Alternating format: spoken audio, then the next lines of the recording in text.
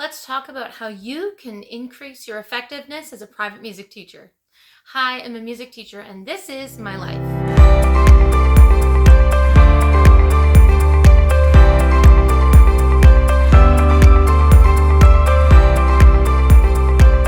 Welcome back to the channel, everyone, and welcome for those of you who might be new here. In today's video, I'm going to be sharing with you 8 ways that you can become an effective music teacher. Now, if you already teach music lessons, there's a chance you may already know some of these, but if you're someone who's just starting out as a private music teacher, you're considering doing this maybe while you're still in university to help supplement your income and gain some teaching experience, then in this video, I'm going to break it down in 8 steps for you. But before we get started, remember to give this video a thumbs up, subscribe to the channel, and be sure to ring the notification bell so that you never miss another video. So step number 1 is going to kind of seem like a no-brainer, but you want to make sure that you always have your students play during your lesson.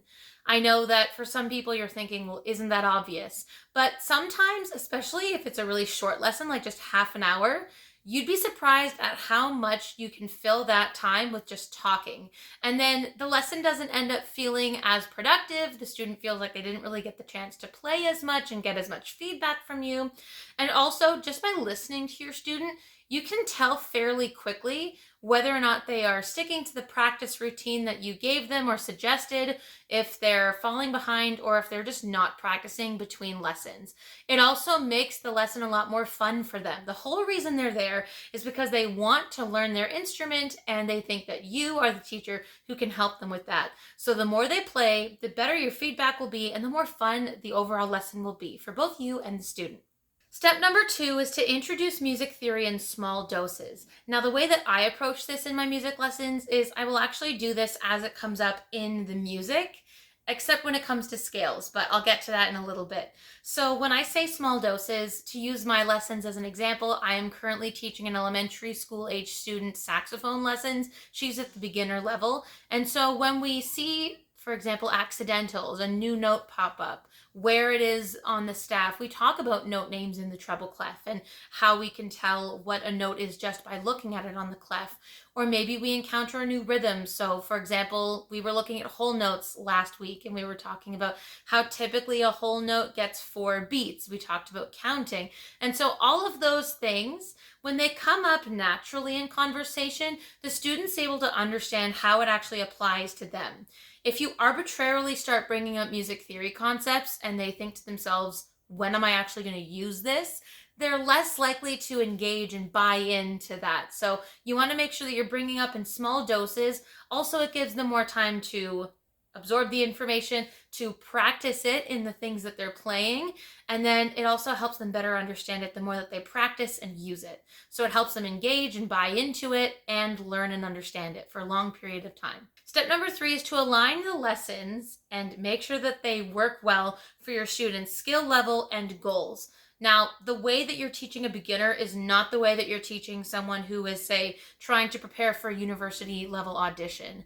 So it's important that you understand what their goals are and tailor the goals to that. So if they're preparing for a university audition, as an example, take a look at what schools they're applying for, check out what the lists of repertoire are, and then figure out what they should be focusing on in their lessons. You want to make sure that they have something to work towards, so there will be specific repertoire lists sometimes. Some universities might just say any 2 contrasting pieces at the grade 8 Royal Conservatory level or higher, and then there might be some scales and some studies, so you can really tailor their lessons to that specific goal.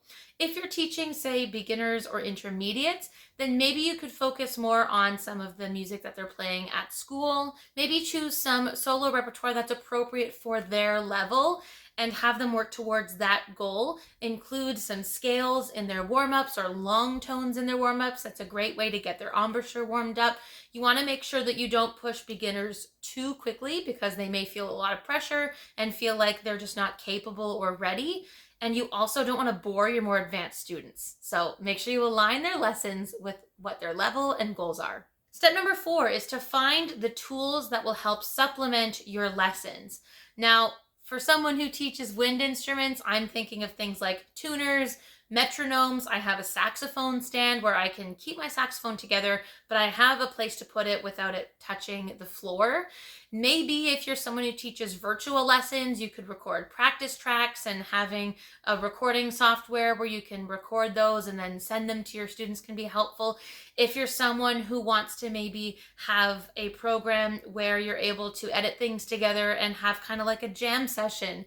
I know my high school music teacher used to use GarageBand to set up sort of a backing track for jazz chords. And then in jazz band, we would take turns doing little solo sort of improv above those chords. So we knew what scale it was, we knew what key we were in, but the improv was up to us, and we sort of knew that it was a general framework of like 8 to 16 bars that repeated over and over again. But it was a really fun way for all of us to practice doing improv solos while feeling like there was no pressure, because it was in a rehearsal setting, and you could easily apply that to a lesson as well. So those tools can be things that you use in your lessons. Step number 5, take notes.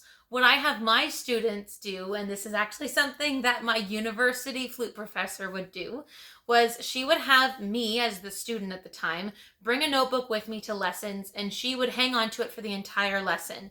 And she would write down what it was that she wanted me to practice and hand it back to me, again, the student at the time, so that between the Wednesday I had one lesson and the Wednesday I had the other lesson, I was able to know exactly what it was that she wanted me to practice. Now, this is really helpful for a couple of reasons. One, your student will have in front of them written down a copy of all of the things that you want them to work on and what it is that you want them to focus on. So for example, if they're warming up with a scale and you want them to focus on really good tone, or you want them to focus on a certain articulation pattern, something like that. And the other good thing is that it helps you as a teacher remember what it is that that student is working on. So if the student brings you their notebook, then you can sort of refresh your memory. Oh yeah, that's what we were working on. And this is extremely helpful if you have a lot of students and it's hard to remember which student is working on what. So take notes, and bonus tip, make sure your student has those notes with them during the week, and make sure that they know they need to bring those notes to their lessons. Tip number 6 is to seek advice from other private music teachers. It's a great way to be able to brainstorm, come up with different ideas. A lot of the things that I'm sharing with you are things that my private flute teachers and piano teachers did with me when I was a student. And the things that I implement are the things that I remember working really well for me. Now, you might come up with different ideas than I do, and feel free to let me know in the comments below what other suggestions you may have to become more effective as a private music teacher. But you want to seek advice, you want to be able to collaborate with other teachers. If they give you a piece of advice that you don't like, you don't have to use it, but you never know what little tips and tricks you can learn, especially if you seek advice from people who teach your specific instrument. Tip number 7 is to inspire and challenge your student. Inspiring your student sounds really cheesy, but it could be something as small as, you can do it, maybe sharing stories from what you did when you were younger or some other students, or share some encouraging words with them. A little can go a long way, because sometimes your student looks at a piece of music and thinks, there's no way I can do this, or it's too difficult for me right now. That doesn't mean that they can't work towards it and eventually get there. You also want your students to be in their zone of proximal development. So remember, you don't want them to have a piece that's so simple that they disengage because they're bored, or it's something that they already know and they want something more difficult. But at the same time, you need to know what level is going to be challenging enough for them to be in their zone of proximal development, which is that middle ground between something being too easy and too difficult. Because if you're trying to challenge your students and you end up choosing something that is actually just not possible based on where their skill level is, then they may start to get really discouraged. They'll lose their motivation to practice. And in a worst case scenario, they may stop taking lessons. They may not want to play in music or band. They may not want to play their instrument anymore. And of course, we don't want that. We want to encourage our students and challenge them, but we also want to challenge them with something at the appropriate level where they're not going to get discouraged, and that they feel like with a little bit of hard work and effort, they can eventually do it.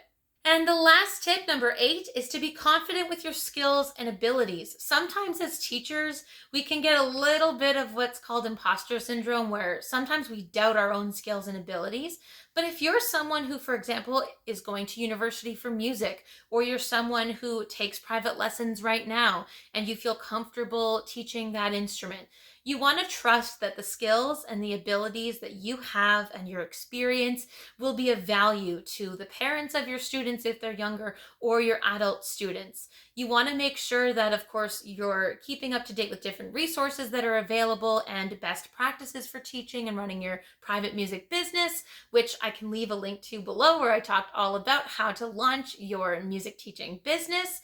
But you want to trust your skills and abilities. Even if every lesson isn't the most productive or perfect, or maybe there's something that you wish you could have learned sooner on in the journey, even as a teacher, you're going to be a lifelong learner. So trust that you know what you're doing and be confident in what you're doing, because you do know what you're doing. So with all of that being said, I hope you found these tips helpful. Like I said, let me know down in the comments if you have other suggestions for how all of us as private music teachers can become more effective. Remember to be sure to give this video a thumbs up, subscribe to the channel, and give us a follow over on Instagram as well. And I'll see you right back on this channel with a brand new video very soon. Bye.